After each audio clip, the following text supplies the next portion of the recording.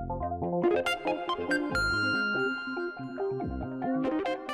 everyone and welcome to our Tech Tuesday tutorials number 91. Today we show you two quick features in Google Docs, live word count and more readable fonts.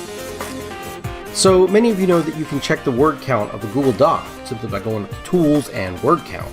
However, in September of last year, Google quietly added the ability to display your word counts live as you type in the bottom left-hand corner. To enable this, you simply go to the Tools and Word Count, but this time you click Display Word Count while typing, then hit OK. You'll see the total number of words as you type them out, or even as you delete things, and that will update live. If you want more information, you can just click on this little box down here, and it displays the total number of pages, words, characters, and characters without spaces. You can turn this feature off by choosing Hide Word Count, and of course turn it back on the way you turned it on before. One interesting thing here is that it can also give you the information about a selection simply by selecting part of that, and then you'll see that it updates and even gives you the updated selection values compared to your entire document. This feature works really great for students who have a minimum or maximum word count and they don't want to have to keep checking the menus every time. This is a little less responsive as you get to a very large document. It takes a few seconds for it to update when the document's very large.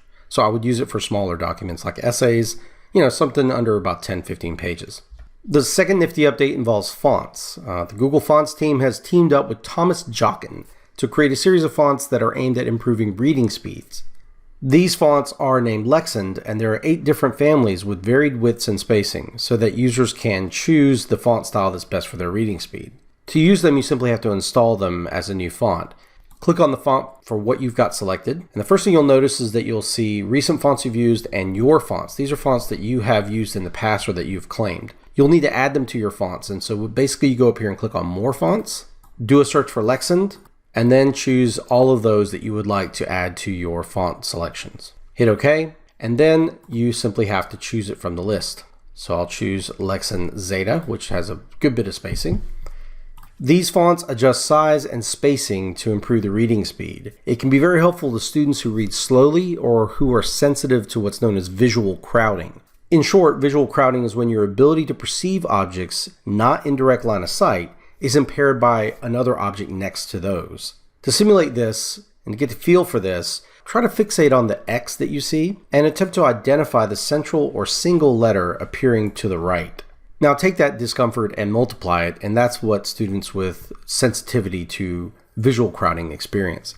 So by spacing these letters out and making them sans serif without any extra tails or decorations, it makes it a lot easier for students to read. And now for a bonus feature and general warning. Google Docs launched a grammar support last spring, and it wasn't that impressive to me then. Unfortunately, it's still not. Grammar support is supposed to underline grammatical errors with blue lines and spelling errors with red. The spelling seems to work okay, but the grammar not so much. Funny thing is, the spelling here for the word cuz, believe it or not, I went over here and defined it, and it's defined. It's actually in the dictionary now, I guess. Wow. But it seemed to only pick up this part of the grammatical errors. In fact, even when I run a spelling and grammar check, it picks up that one. I can ignore or accept the change that they made, and picks up that one. That's a spelling error, spelling error, spelling error, spelling error. And that's it. Otherwise, this document is great. No, these are classic grammatical errors, and it's not picking them up at all. So unfortunately, Google Docs grammar function is just busted. I would not use it. If you're looking for something like that, maybe you should take a look at Grammarly, which we may cover in a later video. So I hope you all enjoyed this video, and I hope you found it useful, and if you did, go ahead and hit that like button. Heck, why not support us? Click that subscribe button. Click on the bell icon to receive email notifications. Leave a comment or an idea for a Tech Tuesday video below. Share this video with your friends, and we will see you guys in the next video. Bye-bye.